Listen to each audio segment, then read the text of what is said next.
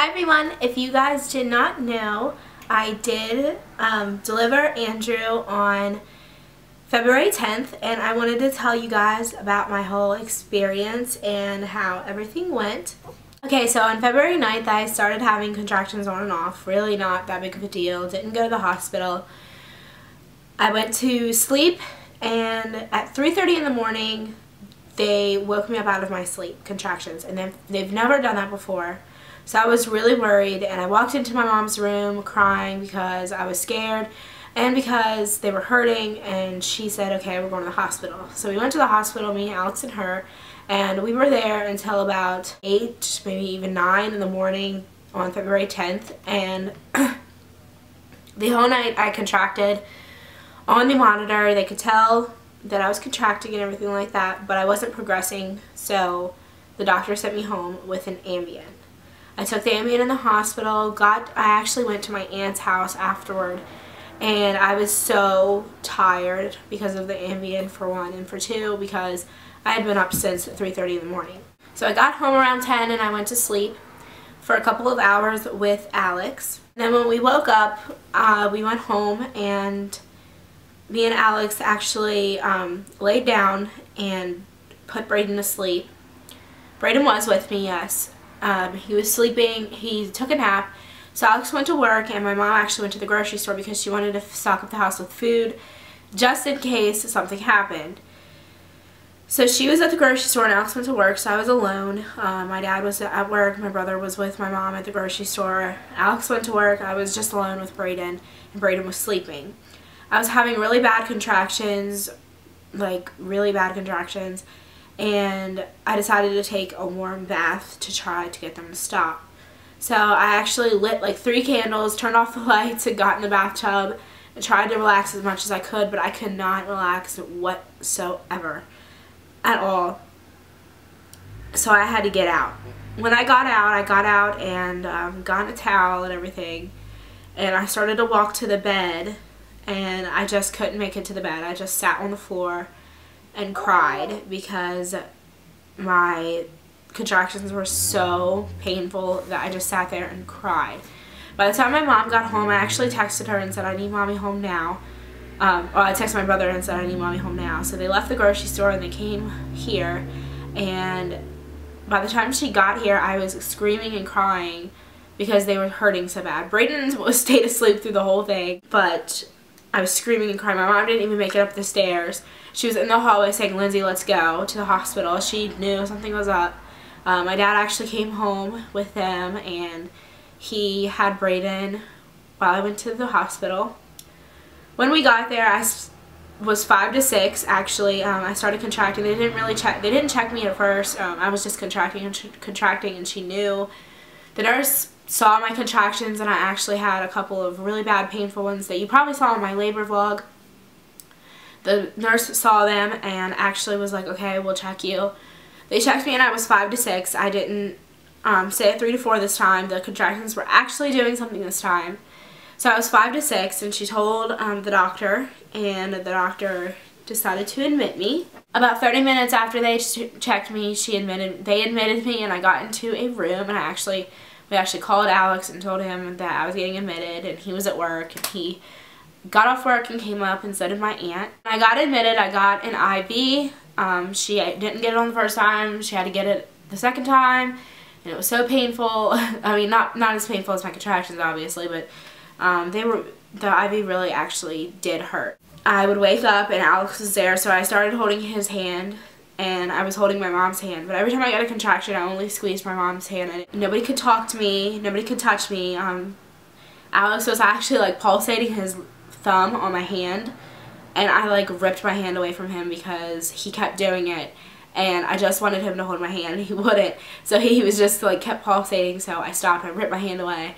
I remember I just like ripped it, and then I gave it back to him. I held his hand again, so I think he got the idea not to do that. Every time I did have a contraction, I was begging my mom for it to stop. I was begging Alex for it to stop. I was begging even the nurse for it to stop, and I was crying, and it was just really, really painful. I did not go through this with Brayden whatsoever. I felt contractions for 2 hours with Brayden, and they weren't even that bad at all compared to what I dealt with this labor. With those, I just had to like look away. With Brayden, I just had to look away and I was fine. And I told my mom to not talk like once. Other than that, I was fine. This time, I kept telling my mom to stop talking. I kept telling Alex to stop talking. I kept telling the nurse, you know, I'm in pain, begging her for them to stop and everything like that. Finally, I got checked again and I was 7 to 8 centimeters, and about an hour later I got an epidural. Yes, I did get an epidural. Finally, I think I could have gone completely natural because I did make it to 8 centimeters, but I can't describe the pain that I was in. I've never been in that much pain in my life, and this is my second baby. I've never been in that much pain. With Brayden, it was completely different. It was not painful whatsoever, except for the bearing down. But even the bearing down with Brayden, I didn't even feel the pain that I did with these contractions. So I did get an epidural about 7 to 8 centimeters. I did get it an hour after I got checked, so I might have been about 8 to 9 by then. But I did get it, and I started to relax. Thank goodness. I didn't fall asleep this time like I did with Brayden, but I did relax a little bit. My aunt came after the epidural, and she came in, and we were talking and everything like that. And then finally, I was 9. Then they checked me again, and I was 10. I was ready to go. I was 100% effaced, and I was ready to go. So the nurse put up the stirrups and everything, and told me to start pushing. So I started pushing. My water still hadn't broke. It was still there, and she was kind of wanting it to break, and every time I pushed, she said that every time I pushed it would bulge, but it would not break whatsoever. So after about 4 cycles of pushing, because I pushed 3 times each time she wanted me to push, and I did that about 4 times, and my water still hadn't broke. When it finally broke, I was waiting for contractions, and every time I had a contraction, I started feeling really bad pressure on my tailbone and in my butt.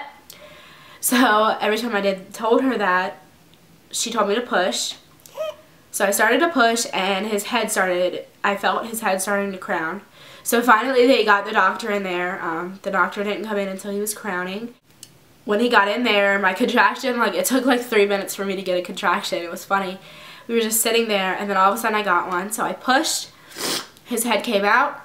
I waited for like a second, pushed again, and pushed again, and pushed again, and his shoulders came out. And finally I pushed, and he was out. So the pushing actually wasn't painful at all. Him coming out wasn't really painful at all. The only thing that was really, really painful was the contractions before the epidural. The epidural really, really helped me a lot. I feel like he would have been so stressed out if I would have kept up with the pain. Finally, he came out, and he was crying, and Alice actually got to cut the umbilical cord, and they took him over, and they monitored him because he was 36 weeks and 3 days, so he was earlier than 37 weeks, so they wanted to monitor him. So they monitored him and saw that he was actually having a little bit of a breathing problem to where he was breathing a little fast. So they wrapped him up, and Alex got to sit there, and he cried and everything like that. He's going to kill me for saying that in the video, but he cried and everything, and he was standing there with him. And then finally they wrapped him up and brought him over to me and said they were going to take him to the nursery. So I got to hold him for a couple of minutes, and then they took him away to the nursery. Finally, I got put in my mom and baby room, and when I got there, they actually brought him to me and got him to try to nurse. At first, he would not open his mouth whatsoever. He was way too sleepy.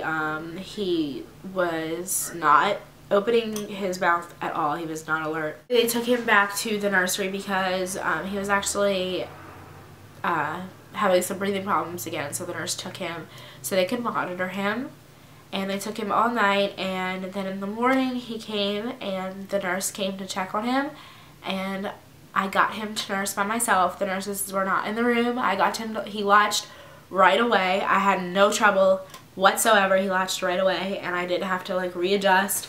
It didn't hurt, nothing. He was just perfect with the nursing. So I got all of that, and We stayed there 2 days. He had a little bit of a temperature problem. He was nursing fine and everything, but after his breathing got fixed within a couple of hours in the nursery overnight, he did have a problem with keeping his body temperature up. It did not go down past normal, but it was on the low side of normal. So they put him under the warmer. They wanted to monitor him and everything like that. So they did that. We stayed there for 2 days, and he did come home with me when I was discharged. So I bet you're probably saying, Lindsay, oh my God, shut up, we want to see him. So I'll go ahead and get him. So he's sleepy right now. He got done eating and got his diaper changed, so now he's sleepy. But we actually have a doctor's appointment soon. Yeah. Want to say hi? There he is. There he is. There's a freaking train in the background. So that's him. And he's such a good baby. He does wake up in the middle of the night to feed and to get changed. He's such a good baby, and he's so alert when he's happy, or when he's alert, he's so happy and just flings his arms, and he loves being swaddled. And I actually have given him a bottle with my breast milk in it, and I've been pumping, and I've given him a Banky, and he has no nipple confusion at all. So he has been doing such a good job with nursing, and breastfeeding has been going amazing. I love it. Absolutely love breastfeeding. I recommend it to anyone. It is the best thing in the entire world. So we're gonna try to keep up with breastfeeding even though I'm going back to school. And I've been pumping and pumping and pumping, trying to store, get some storage up so I can go back to school as soon as I can.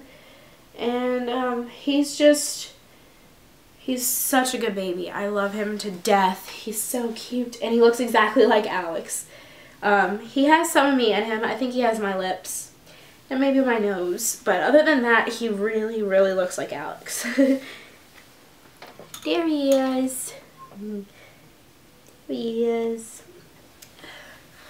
So that is my labor and delivery story. I'm going to go ahead and put him down. So, that is all for my labor and delivery. I guess I will show you my postpartum belly.